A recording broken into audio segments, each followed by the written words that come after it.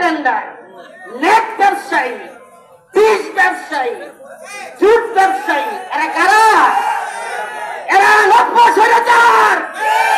এরা বাংলাদেশের স্বাধীন সার্বভৌমত্বের জন্য খুবই হুমকি স্বরূপ।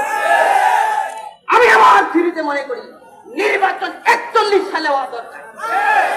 যারা নির্বাচন করছেন তারা যেন আধা পাগল হয়ে যায়।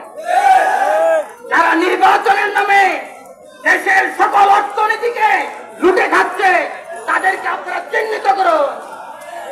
প্রিয় বন্ধুরা, আমার সর্বশেষ বক্তব্য, আমরা যে সম্মানিত নেতৃবৃন্দ, খিলক্ষেত থানার নেতৃত্ব গণ অধিকার পরিষদের বিশাল এক মিছিলে আমাদের সমাবেশে উপস্থিত হয়েছেন উত্তরা থানা এবং পূর্ব থানা সকলকে আমরা করতালির মাধ্যমে শুভেচ্ছা জানাচ্ছি।